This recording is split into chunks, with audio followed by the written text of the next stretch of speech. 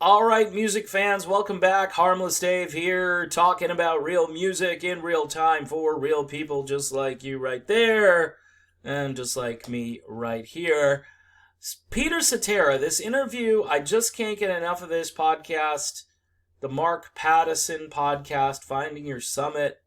Back in November, he had Peter Cetera on, and Peter Cetera spills the beans in a big way, and nobody's really talking about it. So I figured I would do a series of video presentations here, like I normally do. I want to say this: I'm a huge fan of Chicago. I really, during the 1970s, I had older siblings, and Chicago basically was already always on the radio. But then my older siblings, my brother and sister, they were constantly listening to Chicago. And then the 80s, I came of age, musically speaking, more so. And having Chicago around in the 1980s for me was anytime I was getting sick of listening to the crap that I was hearing on the radio. And look, in the 1980s, there was a lot of great stuff, but there was a lot of goofy stuff. And I would go back to serious music like Chicago a lot of times. And I would kind of purge, kind of listen and like, okay, here are guys that can play their instruments. Here's some great production. Here is some great vocals. And those two albums, Chicago 16 and 17, were very important to me. And then even Jason on 18 and Diane Warren and Bill Champlin on 19. And I think 21 is a decent album, but it didn't get a whole lot of airplay as I think Chicago had run out of gas. And one of the reasons I think Chicago ended up running out of gas is they didn't have Peter Cetera anymore. Let's just be honest. Here in this podcast, again, Peter Cetera explains why these guys couldn't write songs anymore.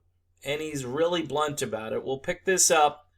Mark Pattison and Peter talking about David Foster. When David came in, and he was a big fan of the group, and I hadn't written anything at that point because I was totally frustrated with the whole scene. Yeah. And I just had a baby and blah, blah, blah. And he came in and he said, well, show me what you got. And everybody played him their songs, and they were shit. They were just pure shit. And I didn't say anything, and he called me over later. He says, don't you have any songs? I went, no. I said, I don't even want to be here, He goes, yeah, songs are crap, So that's when he and I, let's you and I, and that's when we got together and created a big thing because we used other players on the album. And then we had a string of hits, a couple albums in a row. And then I just said, hey, I just want to do a solo album with stuff that I can't do here, and created a big stink, Yeah. Well, I mean, based on what I heard, and these are my words now, is that the Chicago always wanted to remain kind of a nameless band. They just wanted to have a bunch of musicians that were coming together, and just like all things, you kind of emerged as that star, really the key voice, and so I'm sure there was some a rub there. If one were to watch that crackumentary, that I call it. Yeah. Like I say, the drugs were the big deciding factor because nobody could write. Nobody. There you have it, folks. Peter Cetera basically throws the rest of the gang under the bus. Keep in mind, remember, he cleaned his own act up, and they make this point in the documentary where they say, oh, Peter got in shape and he looked good, and he was kind of angling to be that front man and so forth. I don't think that's it. I think Peter saw the handwriting on the wall and said, well, I can maybe take the bull by the horns here and be more of an influence and hopefully help these guys. Because when you think of it, Peter, by getting himself in shape, and it sounds like cleaning himself up, meaning that he kicked the drugs and stuff and, looked a lot better, presented well. And then you have David Foster in on this with Bill Champlin. You set the stage for kind of a renewed version of the band And it sounds like rather than reacting properly, and you hear about what Danny Seraphin did when he found out that, guys from Toto were playing on this record, he just completely flipped out because, this had never been done before. These guys weren't in any condition to play or write music, according to Cetera here. He was trying to flee the sinking ship. So, interesting, because that's not, of course, how it's presented in the documentary. Cetera calls it the crockumentary. Makes me think, again, that,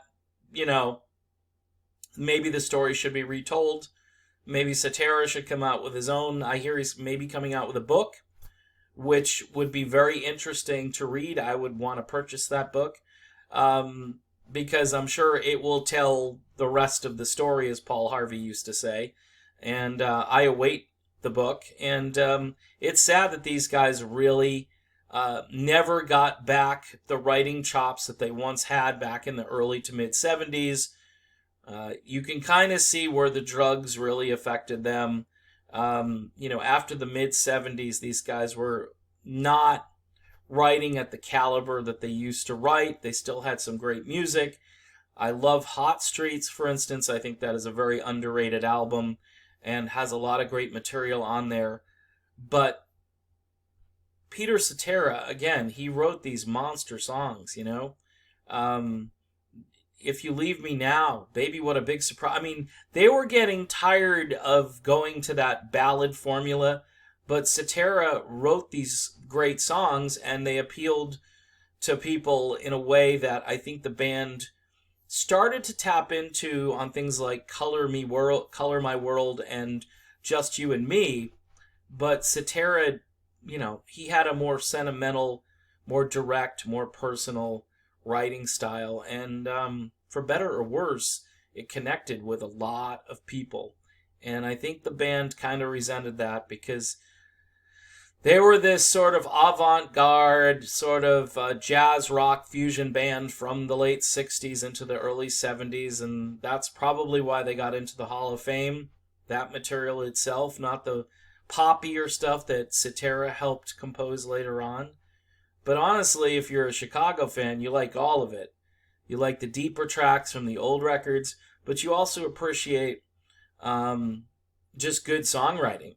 And I think Peter Cetera helped that band and prolonged that band. And, his efforts in the first part of the 1980s, I think, kept the band moving forward, even though Peter leaves and Jason comes in.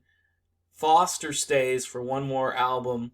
And I think just what, it's like kind of like winding up a top, and it's still spinning, and it's able to kind of spin on its own for a while without the force that made the top spin. But then eventually it's toward the end of the decade, after Chicago 19, it starts to wobble, and that's it. And of course, then you have the grunge apocalypse and music going south to begin with. But really, if Chicago had great writing, I think they could have done much better in the 1990s, and they didn't have to kind of fade away, but they did. And it's kind of sad because being a fan, if Cetera had stayed, and even if they didn't, put out as much material, it would have been really interesting to see what kind of music they would have made. So there you have it. Peter Cetera telling everybody why these guys couldn't write songs anymore. Ugh. Anyway, that's it for me. Don't forget to subscribe to these videos. Watch the videos, obviously. Subscribe to them, and you can check me out over on Patreon as well, where I have daily conversations with the faithful patrons who oftentimes give me really good ideas for videos. And that's helpful because you just can't think of stuff, or you run out of ideas. And in the classic rock world, day to day, it's usually a slow news day, typically. So hopefully we can make that a little less slow as far as the news goes. All right, folks, I am done. See you soon. Thanks for watching.